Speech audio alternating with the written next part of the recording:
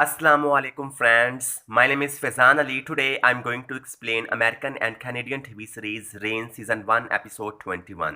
तो let's start the video. किसके आगाज़ में फ्रांसिस क्रिश्चियन के सिपाहियों की मदद से अपने क्लेस नामी इलाके जो पिछले 200 साल से इंग्लैंड के ज़ेरे नगू था उसे अंग्रेज़ों के कब्ज़े से आज़ाद करवाने में कामयाब होकर French child code king Henry, मलका कैथरीन, मैरी और अपने अवाम के पास पहुंचता है।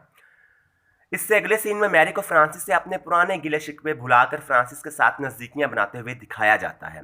दूसरी तरफ फ्रांसिस के फ्रांस वापस लौटते ही चूंकि इंग्लैंड की मौजूदा मलका मैरी टूडर की मौत की खबर भी फ्रेंच चाइल्ड कोर्ट पहुंच चुकी होती है, जिसे सुनने और जानने के बाद हेनरी एक मरतबा फिर से मैरी पर दबाव डालना शुरू कर देता है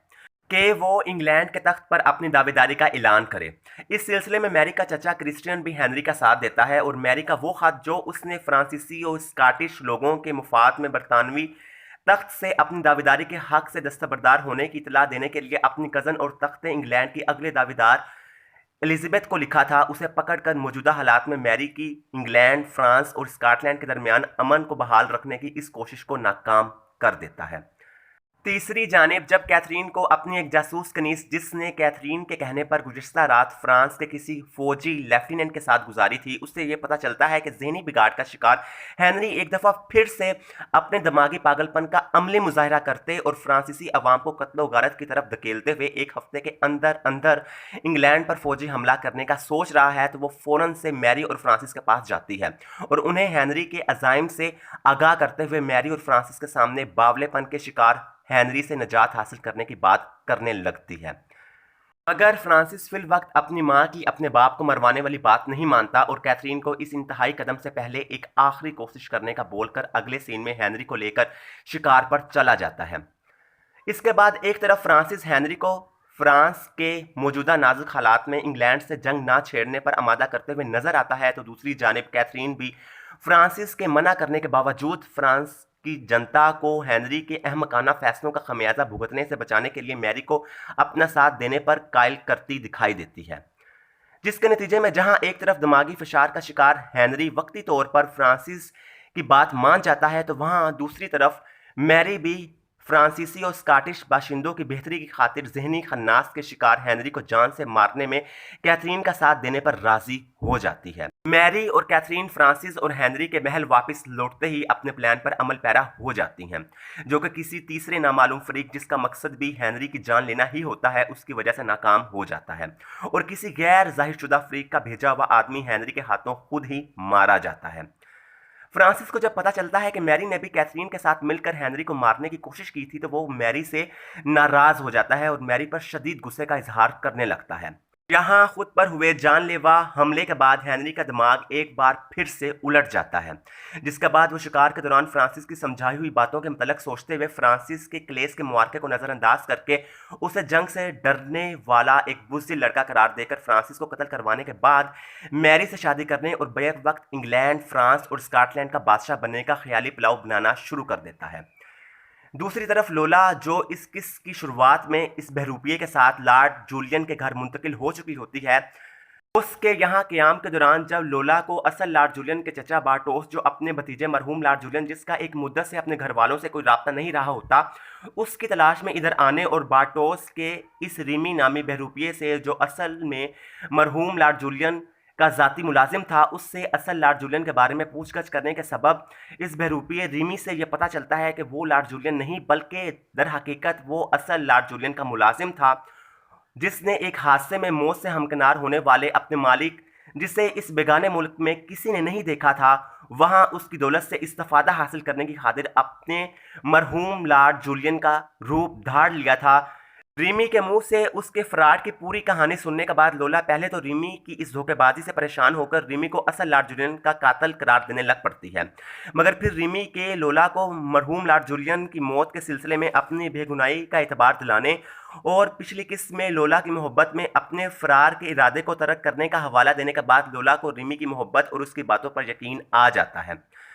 जिस पर रिमी के इस मंसूबे के पेश नज़र के जब लोला बार्टोस के सामने खुद को असल लॉर्ड जूलियन की बीवी जताते और अपने पेट में मौजूद अपने नौमौलूद बच्चे को मरहूम लॉर्ड जूलियन का वारिस बताते हुए बार्टोस से मुलाकात करने के दौरान उसे मरहूम लॉर्ड जूलियन के खुद को छोड़कर जाने की खुद साख्ता कहानी सुनाएगी, तो बार्टोस मरहूम लॉर्ड जूलियन के वालिदैन के पास जाकर मरहूम लॉर्ड जूलियन के माहाना वजीफे,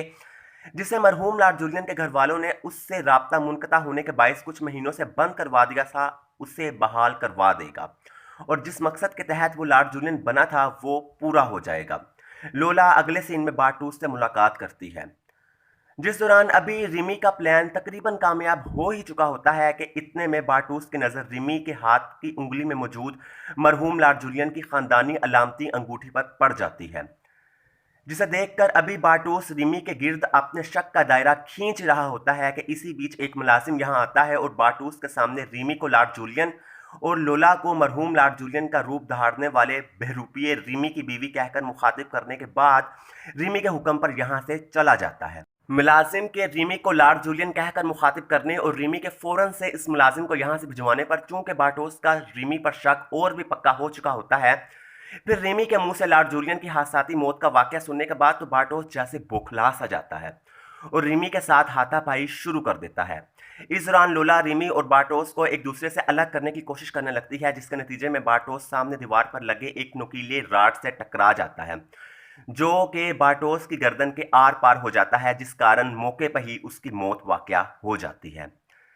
इस सब के बाद रिमी लोला, जिसके पेट में मौजूद फ्रांसिस के नाजायज़ बच्चे को रिमी से शादी करने के बदले में बाप का नाम मिल चुका होता है, उसके कहने पर मरहूम लॉर्ड जूलियन के घर को नजर आतिश करके बार्टोस की मौत को एक हादसे का रंग देने के बाद लोला से आखिरी अलविदाई मुलाकात करके यहाँ से चला जाता है। तीसरी जानिब सियाह आसेबी जंगल में बसने वाले खूनी प्यासों की तलाश में इस बर्फीले जंगल में पहुंचने वाले बैश को यहाँ एक पास्कल नामी एक जख्मी लड़का मिलता है,